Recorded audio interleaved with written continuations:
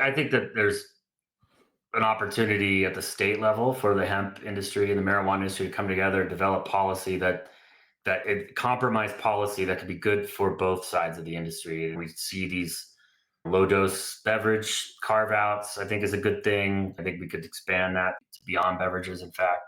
And that's state by state. And every state's gonna be a little different. Some of these states don't have a marijuana industry, and that's where it's super important that the hemp products be available. The federal level, where NCIA plays primarily, the reason that we oppose, there's several reasons to oppose cannabinoid bans, but one is that if we all agree that cannabinoids, that THC should be legal and regulated like alcohol or like an adult product, then the path toward doing that does not run through banning hemp. There's just that banning hemp THC does not expedite any effort to legalize marijuana derived THC. It's actually quite the opposite. Everyone I've spoken with agrees with that, including those that oppose our position. Some might not agree that cannabis legalization is that important. But if you're having that kind of a difference of opinion, then maybe we agree to disagree. But for those groups, which I think all of the trade groups are on the same page, that ultimately legalization is better for the industry broadly, we need to understand that strategically banning hemp first is not the right way to get there. And that compromise might be that there are these other, from a business perspective, that there is now this competing product that is out there that wasn't there before, but at the same time, 280E goes away. Because if we can legalize cannabis, then 280E no longer applies.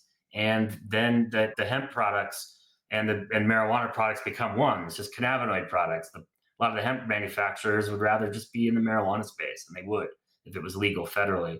So yes, that creates more competition, but it creates more opportunity, as 280E reform alone is something like $3 billion back into the industry annually, collectively, in tax relief.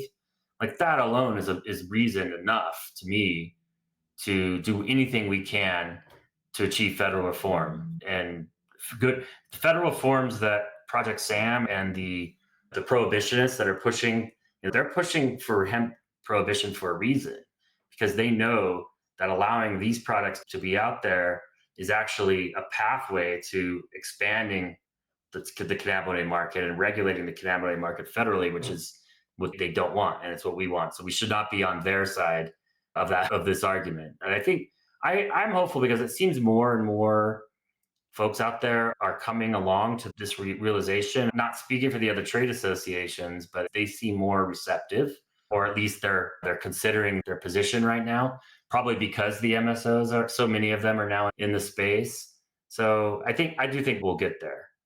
Yeah, it's something Anna Ray and I've talked about. I don't know if on the show, but definitely behind the scenes. My prerogative is to get the products in the people's hands. Like the rest will follow. Like the supply chains will figure themselves out because of real capitalism. Like when you actually create a consumer category around something, even if it's through a beverage carve out, it's not about the beverage. It's about getting THC in the hands of people and normalizing it and giving them access, and then Yeah. making them realize that the world doesn't fall apart and actually maybe it's in a better place than where we started.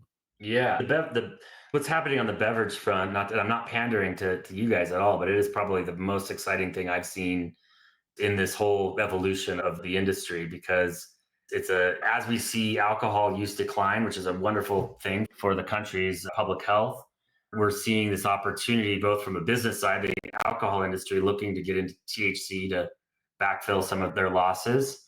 But then that creates a situation where people who never would have thought of themselves as marijuana consumers are exposed to low dose products that make them feel good and are a lot less harmful than alcohol. So it's a win for public health, win for the industry, and win for the economy.